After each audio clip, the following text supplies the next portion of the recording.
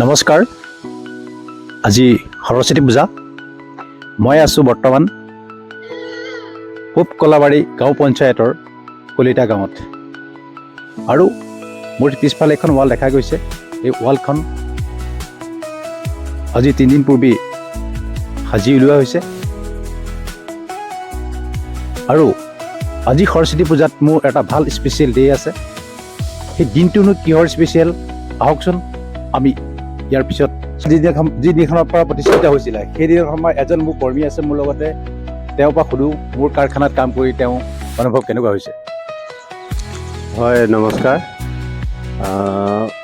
মই কোম্পানী কাৰখানাটো আৰম্ভ হোৱাৰ দিনাৰ পৰাই কামত মই ব্যস্ত হৈ আছোঁ ইয়াতে। আৰু মোৰ কাম কৰি একো অসুবিধা পোৱা নাই, যিহেতু মোৰ ঘৰখন এতিয়া ইয়াতে কাম কৰি ধুনীয়াকৈ চলি আছে। আৰু ঘৰখনৰ ওচৰতে যিহেতু ইণ্ডাষ্ট্ৰিটো হ'ল, তাৰ কাৰণে মই ঘৰখনো পাই আছোঁ। আৰু ঘৰৰ পৰাই অহা যোৱা কৰি কাম কৰি নথৈ আনন্দিত হৈ আছোঁ, যিহেতু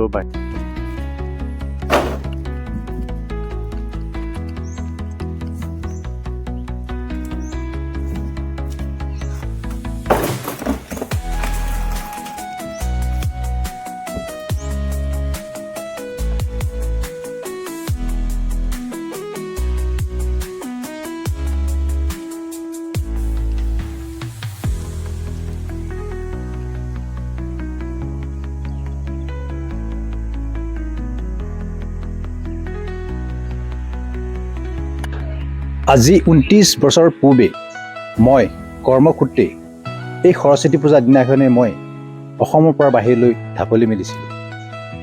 আৰু মই 28 বছৰ ভাৰতীয় সেনাত ভাল এটা পদত যোগদান দি মই নিজেই চাকৰি ৰিজাইন দি 28 বছৰ পিছত আহি মই এটা ক্ষুদ্ৰ ইণ্ডাষ্ট্ৰি খুলিলোঁ। যি কৰ্মসূত্ৰে গৈছিলোঁ মই সেই কৰ্মসূত্ৰটো মই বৰকৰাৰ ৰাখিম বুলি ভাবি এই ক্ষুদ্ৰ ইণ্ডাষ্ট্ৰিটো খুলিলোঁ। আজি মোৰ এবছৰ হ'বলৈ অতিক্ৰম কৰিবলৈ সক্ষম হ'ব কিছুদিন পাছত। ঠিক আজিৰ দিনটোৱেই মোৰ কাৰণে এইকাৰণে স্পেচিয়েল কি সৰস্বতী পূজাৰ দিনাখনেই মোৰ আৰ্থিক পথ বিচাৰি পাইছিলোঁ।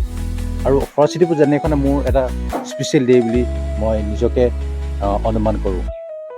অৱশেষত জয় হিন্দ, জয় ভাৰত, জয় জুবিন দা।